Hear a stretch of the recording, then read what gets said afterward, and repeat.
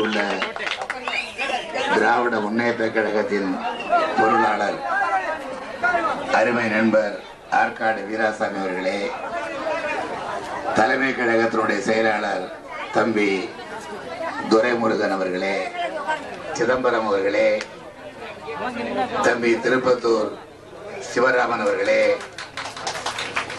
தம்பி அஞ்சிகா மீனாட்சி சுந்தரம் அவர்களே, வரவேற்புரையாற்றிய தம்பி சந்திரசேகரன் அவர்களே, வாழ்த்துறை வழங்கிய தம்பி கீரை தமிழ்ச்செல்வன் அவர்களே, தம்பி அறந்தாங்கி ராஜன் அவர்களே, தம்பி கவிச்சுடர் கவிதை பித்தன் அவர்களே, செல்வி விஜயா அவர்களே, கழகத்தினுடைய முன்னோடிகளே, தாய்மார்களே, பெரியோர்களே, என் உயிரினும் மேலான அன்பு உடன்பிறந்தவர்களே, கழகத்தின் செயல் வீரர்களிலே ஒருவரும் சுப்பையா அவர்களுடைய அன்பு மகள் கவிதாவுக்கும், பனையப்பட்டி கருமாடி அவர்களுடைய அன்பு மகன் வெள்ளத்துறைக்கும் நம் அனைவருடைய இனிய நல் வாழ்த்துக்களோடு மணவிழா நிகழ்ச்சி நிறைவேறி இருக்கின்றது. இந்த நிகழ்ச்சி மாத்திரம்தானா அல்லது திருச்சியில் நடைபெற இருக்கின்ற மாநில மாநாட்டிற்கு ஒரு ஒத்திகையாக நடைபெறுகின்ற விழாவா என்று எண்ணுகின்ற அளவிற்கு ஆர்வ பெருக்கு அலைமோதுகின்ற ஒரு காட்சியை இங்கே எங்களால் காண முடிகிறது.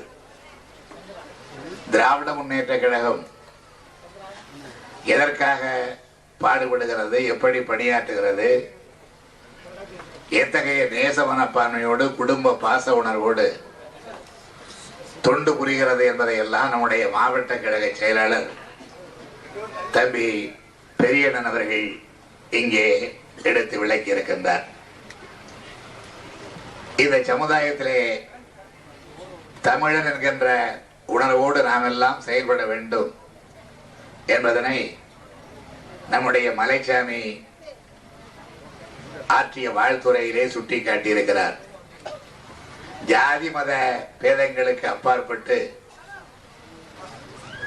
இந்த சமுதாயம் முன்னேற வேண்டும் என்ற கருத்தை கொண்டது திராவிட முன்னேற்ற கழகம் என்பதை தம்பி சிவராமனும் தம்பி கவிதை பித்தனும் கீரை தமிழ்ச்செல்வனும் இங்கே எடுத்து விளக்கி இருக்கின்றார்கள்.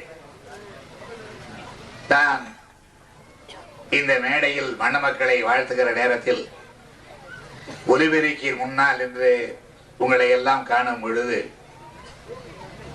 இங்கே உரையாற்றெல்லாம் எடுத்து காட்டியதை போல் இதில் யார் யார் எந்தெந்த வகுப்பை சேர்ந்தவர்கள், முத்தரையர் யார், தாழ்த்தப்பட்ட சமுதாயத்தை சேர்ந்தவர் யார், செட்டியார் யார், முதலியார் யார், முக்குலத்தோர் யார் என்றெல்லாம் என்னால் தோற்றத்தை பார்த்து நிச்சயமாக கண்டுபிடிக்க முடியாது. ஆனால் இந்த சமுதாயம் அப்படித்தான் ஒரு காலத்திலே இருந்தது. ஜாதிகளால் பிளவுபடாமல், வகுப்புகளால் பிரிவுபடாமல் ஒன்றாக இருந்த சமுதாயம்தான் தமிழ் சமுதாயம். இப்படி ஒன்றாக இருப்பது தங்களுக்கு நல்லதல்ல என்று கருதிய ஒரு கூட்டத்தார் இவர்களை பிரித்து பிரித்து வைத்தால்தான் அடக்க முடியும் என்ற சூழ்ச்சி மனப்பான்மையோடு பிரித்து வைத்து பிளவுபடுத்தி ஒன்றாக இருந்தால் அடக்க முடியாது என்ற காரணத்தால் பல கூறுகளாக நம்மை ஆக்கி இன்றைக்கு ஆதிக்க முறையினர் அடக்கி ஆண்டு கொண்டிருக்கின்றார்கள். இதை எதிர்த்துத்தான் தந்தை பெரியார் அவர்களும் பேரறிஞர் அண்ணா அவர்களும் அவர்களால் வழிநடத்தப்பட்ட சுயமரியாதை இயக்கம், திராவிடர் இயக்கம், திராவிட முன்னேற்ற கழகம் ஆகிய இந்த இயக்கங்களும் போராடி கொண்டு வந்தன, வருகின்றன, தொடர்ந்து போராடி கொண்டு இருக்கக்கூடிய இயக்கங்களாக திகழ்கின்றன. திராவிட முன்னேற்ற கழகத்திலே ஒரு குடும்பத்தில் நடைபெறுகின்ற ஒரு நிகழ்ச்சியிலே கழகத்தினுடைய தலைவர் என்கின்ற முறையிலே நானும், கழகத்தினுடைய பொருளாளர் ஆற்காட்டு வீராசாமியும், தலைமை கழக செயலாளர் துரைமுருகனும் மற்றும் நம்முடைய கழக முன்னோடிகள் பலரும் கலந்து கொண்டு தம் வீட்டில் நடைபெறுகின்ற ஒரு நிகழ்ச்சி என்கின்ற உணர்வோடு இங்கே வாழ்த்துகிறோம் என்றால், எத்தனையோ வேறுபாடுகள் இருக்கலாம், கருத்து மாறுபாடுகள் இருக்கலாம், அவைகளை எல்லாம் கூட மறந்துவிட்டு இங்கே பல கழகத்தினுடைய தோழர்கள் எல்லாம் வந்திருக்கின்றோம் என்றால், இவைகளை எல்லாம் கடந்த ஒரு குடும்ப பாசம் திராவிட முன்னேற்ற கழகத்திலே பேரறிஞர் அண்ணா அவர்களால் உருவாக்கப்பட்டிருக்கிறது என்பதுதான் உண்மை. நம்முடைய ஆலவேல் சுப்பையா இந்த வட்டாரத்திலே எந்த அளவிற்கு கழக பணியாற்றியவர், எந்த அளவிற்கு உங்களுடைய நெஞ்சங்களில் இடம்பெற்றவர் என்பதை எல்லாம் தம்பி சந்திரசேகரன் தன்னுடைய வரவேற்புரையிலே எடுத்து சொன்னார். ஆலவேல் சுப்பையா அவர்களை நானும் நன்றாக அறிவேன், நீங்களும் நன்றாக அறிவீர்கள். முரட்டுத்தனமான கொள்கை பிடிப்பு உள்ளவர் என்றாலும் கூட அந்த முரட்டுத்தனம் சில பேரை அவரை அருகேயும் வர வைத்திருக்கிறது, சில பேரை கொஞ்சம் விலகியும் செல்ல வைத்திருக்கிறது என்பதையும் நானும் அறிவேன், நீங்கள் அறிவீர்கள். அவருடைய முகத்தை பார்த்தாலே அவருடைய சுபாவம் தெரியும். எப்பொழுது பார்த்தாலும் கொஞ்சம் கோபக்குறியோடு தான் அவருடைய முகம் காணப்படும். ஆனால் உள்ளம் அப்படி அல்ல, அது வெள்ளை உள்ளம். அதை உணர்ந்து கொண்டு அவரை அரவணைத்து நம்முடைய மாவட்ட கழக செயலர் பெரியண்ணனை போன்றவர்கள் அரவணைத்து அவர்களை ஆதரிக்க வேண்டும் என்கின்ற அந்த கோரிக்கையையும் நான் இந்த மேடையிலே எடுத்து வைக்க கடமைப்பட்டிருக்கின்றேன். ஏனென்றால் நீர் இடித்து நீர் விலகாது என்பது கிராமிய பழமொழி. அதே போல விலகாமல் நாம் பணியாற்ற வேண்டிய தருணம் இந்த தருணம். நெருக்கடியான காலம், ஒரு சோதனை காலம். அகில இந்தியாவிலேயே இன்றைக்கு பெரும் பிரளயம் ஏற்பட்டிருக்கிறது. காலையிலே பத்திரிகை செய்திகளை பார்த்தால், வானொலி கேட்டால், தொலைக்காட்சியை கண்டால், அதிலே சொல்லப்படுகிற செய்திகள் இந்தியாவிலே மாத்திரம் சொல்லப்படுகிற செய்திகள் அல்ல. உலகத்திலே உள்ள பல்வேறு நாடுகளிலே இருக்கின்ற தொலைக்காட்சிகள் எல்லாம் இன்றைக்கு இந்தியாவை பற்றியே பேசிக் கொண்டிருக்கின்றன. கிராமத்தில் இருக்கிற உங்களுக்கு கூட அந்த பாஷை புரிவதில்லை, அது என்ன என்று விளங்குவதில்லை. ஏதோ ஹவாலா ஹவாலா என்கிறார்கள், என்னதென்றே தெரியவில்லை. ஏனென்றால் பெரிய மனிதர்கள் விவகாரமாக அது இருக்கின்ற காரணத்தால் அதை புரிந்து கொள்ளவே முடியவில்லை. ஆனால் நமக்கு என்ன என்று இருந்துவிடக் கூடாது. நமக்குத்தான் அதிலே தொடர்பு இருக்கிறது, நமக்குத்தான் அதனால் சங்கடம் இருக்கிறது. ஹவாலாவிலே சொல்லப்படுகின்ற ஒவ்வொரு ரூபாய் நாணயமும் நம்முடைய வேர்வை, நம்முடைய இரத்தம், நம்முடைய மூச்சு, நம்முடைய உழைப்பு என்பதை பொன்னமராவதியில் இருக்கின்ற கிராமத்துக்காரன் கூட, இதற்கு பக்கத்திலே இருக்கின்ற பட்டிக்காட்டிலே வாடுகின்ற ஒரு பாமரன் கூட தெரிந்து வைத்திருக்க வேண்டும். ஏனென்றால் பாரதமணி திருநாடு என்று பழம்பெருமை பேசுகின்ற இந்த திருநாட்டில் இன்றைக்கு அகில உலகத்தில் உள்ள நாடுகள் எல்லாம் பேசக்கூடிய அவதூறுகள் இந்தியாவுடைய எதிர்காலத்தை என்ன செய்யுமோ என்கின்ற கேள்விக்குறியாக அமைந்திருக்கிற நேரத்திலே இங்கே நாம் கூடியிருக்கின்றோம். ஒரு மணவிழாவை காரணமாக காட்டி ஆலவேல் சுப்பையா இல்ல திருமணத்திலே நாம் கூடியிருப்பது இந்த மணவிழாவிற்காக மாத்திரம் அல்ல. மலைச்சாமி இங்கே எடுத்து காட்டியதை போல ஒரு மங்கள விழா தமிழ்நாட்டில் நடைபெற்றாக வேண்டும். அந்த மங்கள விழா வர இருக்கின்ற தேர்தலை ஒட்டி நடைபெறுகின்ற விழாவாக அமைந்திட வேண்டும். இப்பொழுது இருக்கிறது நாட்டில் மங்கள விழா அல்ல. நான் ஒரு முறை சட்டமன்றத்திலே சொன்னேன், திமுக என்றால் திராவிட முன்னேற்ற கழகம், அதிமுக என்றால் என்ன தெரியுமா என்று ஒரு கேள்வி கேட்டுவிட்டு சொன்னேன். மங்களம் என்றால் நல்லது, அதற்கு முன்னால் ஆ போட்டால் நல்லது அல்ல. அதே போலத்தான் திமுகவுக்கு முன்னால் ஆ போட்டால் அது திமுக அல்ல என்று பொருள். அது திராவிட முன்னேற்ற கழகம் என்று கூறிக்கொண்டாலும் கூட முன்னால் ஆ வந்தால் அது திமுக அல்ல என்றுதான் பொருள். எப்படி மங்களத்தின் முன்னால் ஆ வந்தால் அது மங்களம் அல்லவோ, அதே போல திமுகவுக்கு முன்னால் ஆ வந்தால் அது உண்மையான திமுக அல்ல என்ற கருத்தை நான் சட்டமன்றத்திலேயே அப்பொழுது நண்பர் மதியழகன் எதிர்புறத்தில் இருந்து கேட்ட கேள்விக்கு பதிலாக அளித்திருக்கின்றேன். இதை சொல்வதற்கு காரணம், இன்றைய தினம் திராவிட முன்னேற்ற கழகத்திற்கு ஏற்பட்டிருக்கின்ற ஒரு பெரும் சோதனையை நாம் வர இருக்கின்ற பொது தேர்தலிலே கடந்தாக வேண்டும். ஏனென்றால் இன்றைக்கு நாட்டில் நடைபெறுகின்ற ஆட்சி அத்தகைய ஆட்சி, மங்களமில்லாத ஆட்சி, மக்களை எல்லாம் மங்க வைக்கின்ற ஆட்சி, அவர்களுடைய வாழ்வை எல்லாம் எத்தகைய ஆட்சி என்பதை இங்கே கோடிட்டு காட்டியிருக்கின்றார்கள்.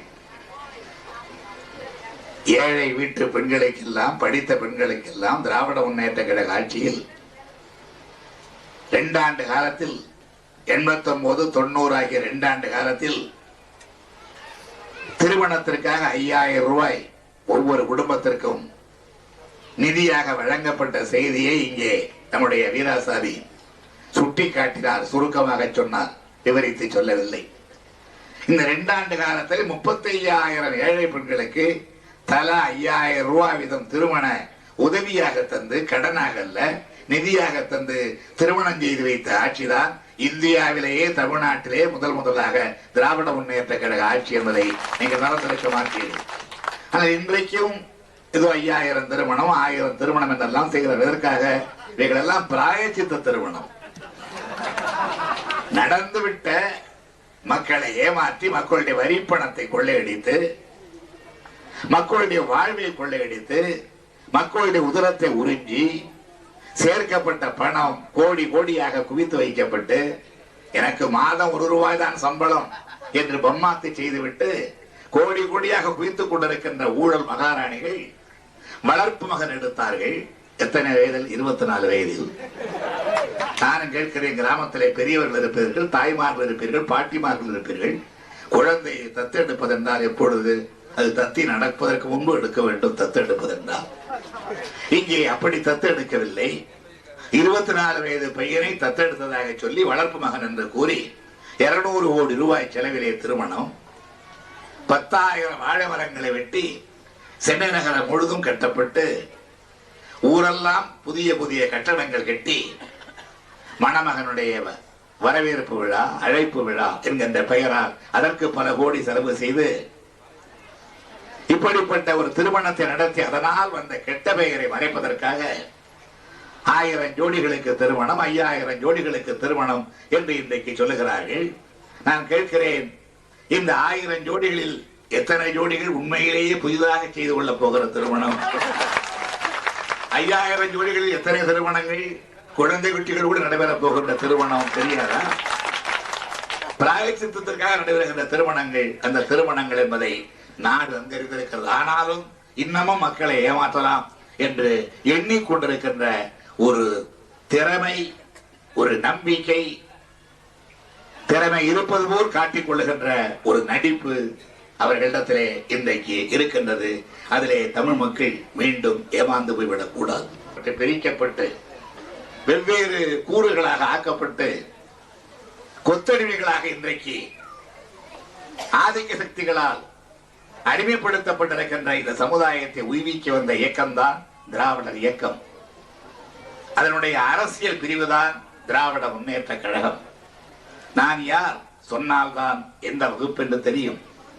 அங்கே உட்கார்ந்திருக்கின்ற ஒரு பெரியவர், ஒரு இளைஞரை திடீரென்று கையை காட்டி அவர் என்ன ஜாதி என்று கேட்டால் எனக்கும் தெரியாது. திடீரென்று வெளியூரில் இருந்து வருகிறவரை அவரிடத்தில் கேட்டால் அவருக்கும் தெரியாது. உள்ளூரிலே உள்ளவர்களுக்கு தான் தெரியும், உற்றார் உறவினருக்கு தான் தெரியும். என்ன காரணம்? ஆண்டவன் படைப்பிலே அனைவரும் சமம் சொல்லுகிறோம். ஆனால் அதை நாம் ஏற்றுக்கொள்ளுகிறோமா? இல்லை, சொல்லுகிறோம், ஏற்றுக்கொள்வதில்லை. இன்றைக்கு ஜாதி தேவைதான். எதற்கு? நாங்கள் தாழ்த்தப்பட்டவர்கள், பிற்படுத்தப்பட்டவர்கள், மிகவும் பிற்படுத்தப்பட்டவர்கள். நாங்கள் உயர முடியவில்லை, உயர முடியாமல் அழுத்தப்பட்டோம், ஒடுக்கப்பட்டோம். கல்வியில், வேலை வாய்ப்பில் எங்களுக்கு உரிய இடம் கிடைக்கவில்லை. அப்படி கிடைக்காதற்கு காரணம் உயர் ஜாதிக்காரர்கள், முன்னேறிய ஜாதிக்காரர்கள் முந்திக் கொண்டு எங்களை மேலும் மேலும் அழுத்தி போட்டு விட்டார்கள். ஆகவே எங்களுக்கு சில உரிமைகள் வேண்டும். எனவே இந்த ஜாதியை சொல்லிக் கொள்கிறோம் என்று ஒரு அடையாளத்திற்காகத்தான் ஜாதி சொல்லப்பட வேண்டுமே அல்லாமல் நாங்கள் தனித்துத்தான் வாழ்வோம், தனியாகத்தான் இருப்போம் என்பதற்காக அல்ல ஜாதிகள். தென்னம் மட்டையை பார்க்கிறோம், அந்த தென்னம் மட்டையிலே ஓலைகளை பார்க்கிறோம், தனித்தனியாகத்தான் இருக்கின்றன, ஆனால் ஒரே மட்டையிலே இருக்கின்றன. ஆண்டவன் அப்படித்தான் படைத்திருந்தால் அப்படித்தான் படைத்திருக்கிறான். நம்மை ஒரே மட்டையிலே பல ஓலைகளை படைத்ததை போலத்தான் படைத்திருக்கிறான். தனித்தனி ஓலைகளாக இருக்கிற காரணத்தால் அவைகள் தனித்தனி ஜாதி ஓலைகள் அல்ல, எல்லாம் ஒரே வகையான ஓலைகள் தான். அதை காட்டத்தான் நம்முடைய பெரியவர்கள், கிராமத்திலே உள்ளவர்கள் அந்த ஓலைகளை எல்லாம் பின்னி பின்னி கீற்றுகளாக ஆக்குகிறோம். அந்த கீற்றுத்தான் நிழல் தரும் பந்தலுக்கு பயன்படுகிறது. அதே போலத்தான் அந்த ஓலைகளை எல்லாம் பின்னுகின்ற வேலையிலே ஈடுபட்டிருப்பதுதான் திராவிட முன்னேற்ற கழகம் என்பதை மறந்துவிடக்கூடாது. எனவே மத சார்பற்ற ஒரு நாடு தேவை என்பதை போல் ஜாதி சார்பற்ற ஒரு நாடும் தேவை என்பதை நாம் மறந்து விடாமல், ஜாதியிலே மதங்களிலே சாயாதே என்று சொன்னாரே வடலூர் வள்ளலார் ராமலிங்க அடிகள், அந்த கருத்தை மனதிலே பதிய வைத்து பாடுபட வேண்டும். திராவிட முன்னேற்ற கழகம் அரசியலுக்காக மாத்திரம் நடைபெறுகின்ற இயக்கம் அல்ல, சமுதாய முன்னேற்றத்திற்காக நடைபெறுகின்ற இயக்கம். அப்படிப்பட்ட இந்த இயக்கத்திலே முன்னோடும் பிள்ளைகளில் ஒருவராக இந்த வட்டாரத்தில் பணியாற்றி கொண்டிருக்கின்ற என்னுடைய அருமை தம்பி ஆலவயல் சுப்பையா அவர்களுடைய இல்லத்தில் நடைபெறுகிற இந்த மனவிழாவில் வீட்டு விளக்குகளாக பிரகாசிக்க கவிதாவுக்கும் வெள்ளத்துறைக்கும் என்னுடைய இனிய இதயமார்ந்த வாழ்த்துக்களை வழங்கி விடைபெறுகிறேன். நன்றி, வணக்கம்.